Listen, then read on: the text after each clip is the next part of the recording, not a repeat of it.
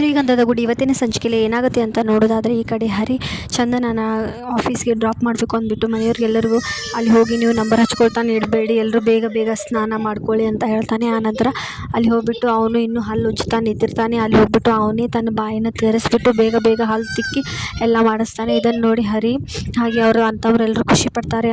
ಆಮೇಲೆ ಏನಾಗುತ್ತೆ ಅಂತಂದರೆ, ಚಂದನನು ಎಲ್ಲ ರೆಡಿಯಾಗಿರ್ತಾಳೆ, ಎಲ್ಲ ಟಿಫಿನು ಎಲ್ಲ ಆಗುತ್ತೆ. ಹಾಗೆ ಆಫೀಸ್ಗೆ ಹೋಗಲಿಕ್ಕೆ ಡಬ್ಬನು ಎಲ್ಲ ಪ್ಯಾಕ್ ಮಾಡಿರ್ತಾರೆ, ಅದೆಲ್ಲ ತೊಗೊಂಡು ಹೊರಡ್ತಾರೆ.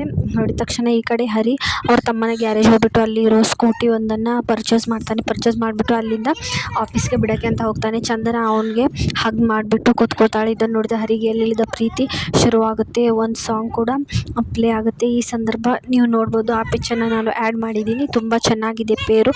ಅದೇ ರೀತಿ ಅವಳು ಕೂಡ ತುಂಬ ಖುಷಿಯಿಂದ ಅವನನ್ನು ಹಗ್ ಮಾಡ್ಕೊಂಡು ಅವನ ಮೇಲೆ ಕೈ ಇಟ್ಬಿಟ್ಟು ಸ್ಕೂಟಿ ಮೇಲೆ ಕೂತು ಇಬ್ಬರು ಸವಾರಿ ನಡೆಯುತ್ತೆ.